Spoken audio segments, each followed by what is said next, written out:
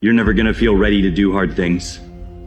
It's rare that you'll wake up in the morning feeling prepared to go after your dreams. Hard things are meant to be scary. They're meant to make you feel uncomfortable because they require you to go to a place that's unknown. Life is hard. Easy, it's not an option. But it's worth fighting. It's worth believing. It's worth giving yourself a chance. It's worth mustering yourself up, standing up inside yourself. It's worth fighting relentlessly, never giving up. It's worth fighting a good fight. It's worth being around motivated, positive people. It's worth being up-tempo. It's easy to have faith and feel good when you're feeling good and you have no pain and your bills are paid and you got a clean bill of health from the doctor. It's easy to be motivated then. But when that's not the situation, it's hard. When you look in the mirror and you don't see the person that you once saw. It's hard. I know it's hard, but do it hard. The road to paradise starts in hell. You have to take that bus ride, that walk, that crawl, that flight, whatever it may be, back to hell consistently. Because here's the thing, if hell comes visits you, and it visits a lot of people, it's not going to leave. And your hell is what you're willing not to acknowledge. You're not willing to acknowledge who you are, what your darkness is, what fuels you. Wow. We all ask why we should work this hard. Why take that many classes? You know, why take the notes? Why read the books? Why work that hard? Why? Good question, why? Best answer to why, I think, is the second question. Why not? Why not see how many books you can read, how many classes you can take, how many skills you can develop? Why not see how valuable you can become to the marketplace, to your friends, to your family? Why not see what you can make of yourself? Why not see how far you can go, how much you can see, how much you can earn, how much you can share? Why not? So as we look at the future, we can decide that from this day forward, as I look at all the dimensions of my life, looking at myself mentally, emotionally, and spiritually, I'm going to do all I can do to develop me, to bring my talent out here, to make a contribution to life. But is it easy? No. Is it worth it? Yeah. Yes, your life is worth it. Why do you do this thing every single day, and what does it mean to you?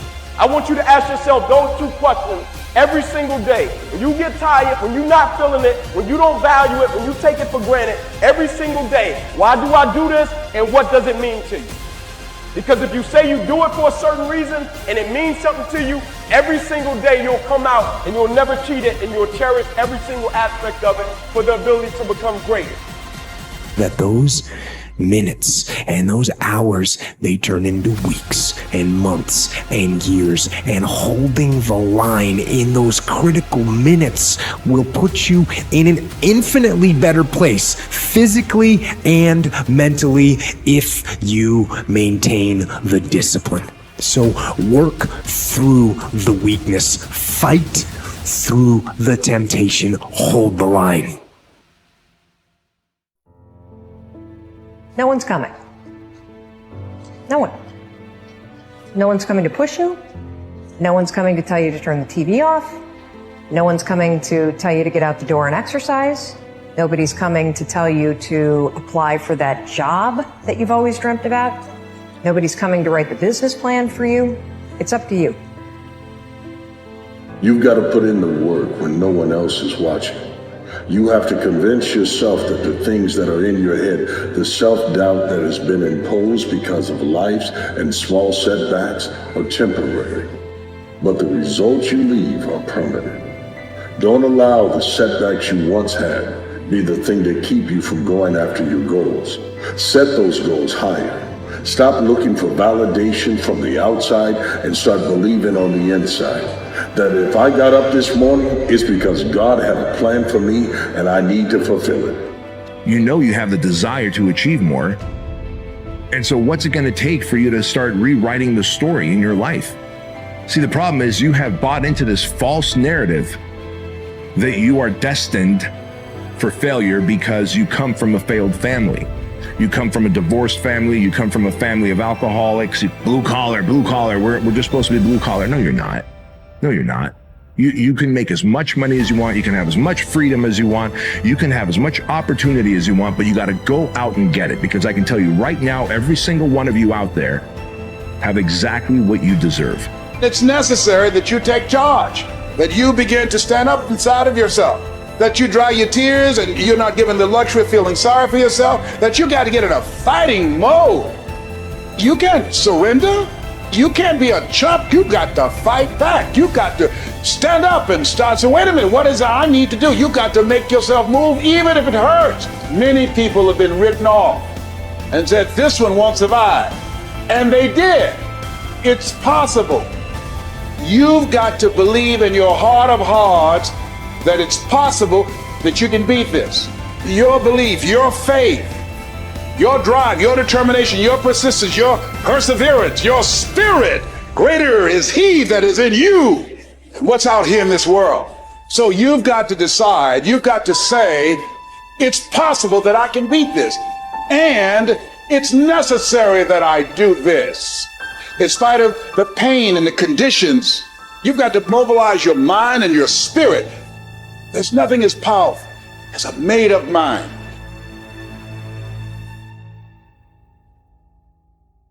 Wanting to become a better version of ourselves is something everyone desires.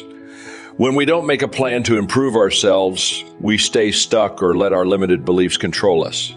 But just wanting to change isn't enough. We need clear goals and then take action to make a plan for personal growth that works. You get results by doing, not just talking. Thinking about problems won't solve them. Make a plan for personal growth with things you can actually do. Work hard to overcome any obstacles that stop you from reaching your goals. If you work hard and keep at it, you'll become the best you can be. What's a plan for personal growth? A plan for personal growth is like a customized plan for your life. Start by figuring out what makes you happiest in life. Then work backwards. Think about the habits you need, the things you need to learn, and the steps to get there. Personal growth isn't only for people who feel stuck or have big problems. Everyone benefits from having a plan to grow. Learning how to keep growing helps you be more confident, reach your goals, and feel satisfied. If you're not making progress, you're going backward. So it's time to start growing. Finding your personal challenges.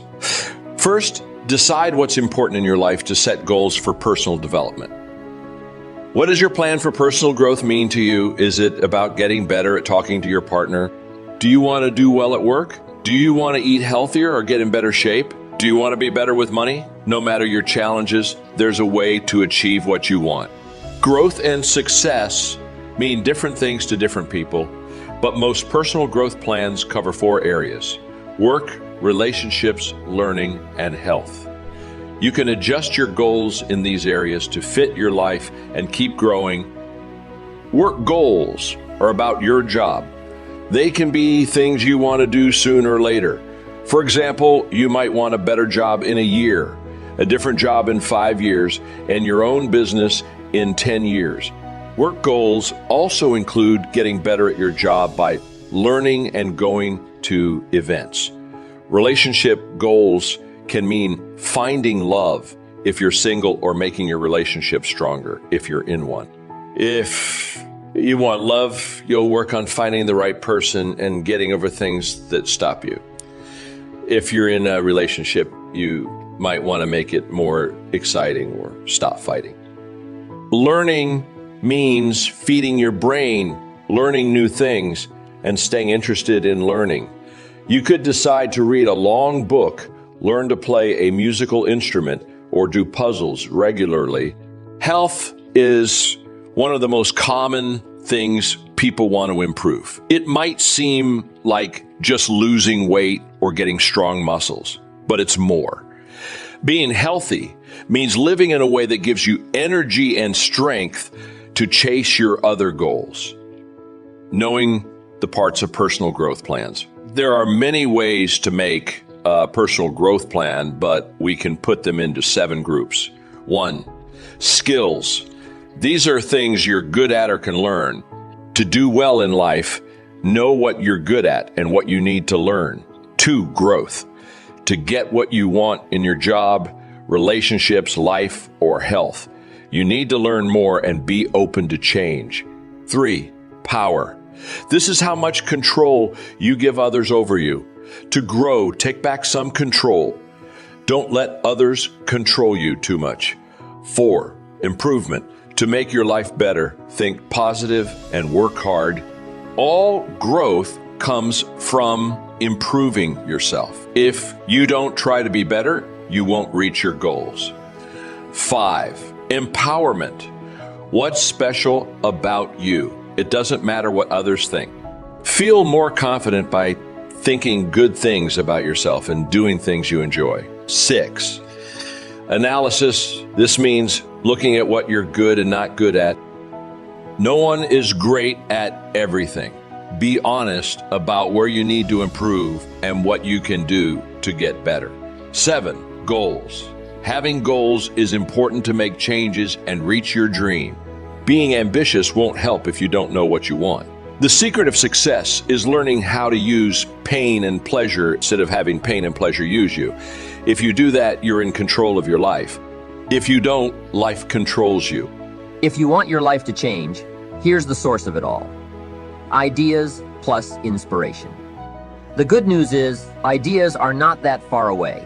I've got an excellent phrase for you to consider, one that will serve you well for the rest of your life.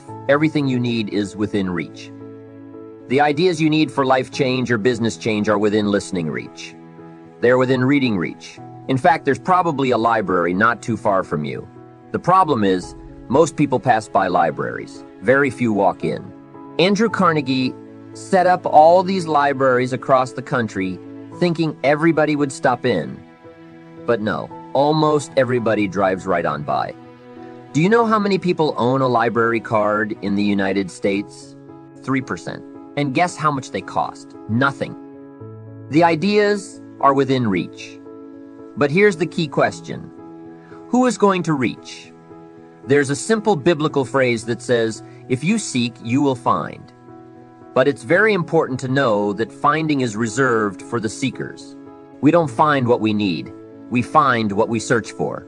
If you will search, if you'll try, if you'll go, if you'll listen, ideas are within reach.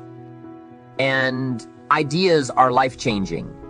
There's nothing so powerful as an idea whose time has come. A business idea, a social idea, an investment idea, a good health idea. All you need is a specific idea to make an impact on your life. Ideas can help you gather treasure, gather equity, and gather wealth. 10 years from now, you can be right where you are now, or you can be in a new place. The difference between now and then could be significant in terms of money, lifestyle, treasure, and equity. In 10 years, you can enjoy an incredible life if right here and now you make a small change in your thinking to start you on the journey. The key is to start right now gathering the ideas and making the changes that will take you further along this new road. Ideas can change your life, and sometimes all you need is just one more good idea in a series of good ideas. It's like dialing the numbers of a combination lock. After you've dialed 5 or 6 numbers, the lock may not come open, but you probably don't need 5 or 6 more numbers. Maybe you need just one more number, one more idea. Maybe a seminar or a sermon can provide it. The lyrics from a song could do it. The dialogue from a movie could do it. Conversation with a friend might do it. If you keep your eyes and ears open, you'll find that one last idea you need. Once you find that idea, the lock comes open, and there's the door for you to walk through. Just one more idea, no matter where you get it, may be all you need to open that door of opportunity. If, however, the lock still doesn't open, you may be lacking in inspiration. Who knows why some people are inspired and some are not? Some people find a great idea and turn it down. Some people say that it costs too much. Some people say that it's going to take too much time. Some people are too busy. There are a lot of different reasons why some people are inspired to take advantage of a good idea while others pass it up. I call it mysteries of the mind, and I just leave it at that. there are some things I don't try to figure out. Some people buy and some don't.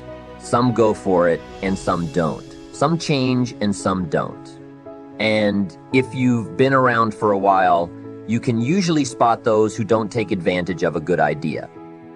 A man asks me, "How come all this stuff goes wrong for me?" I say, "I don't know." The most I've been able to figure out is that those kinds of things always happen to people like you.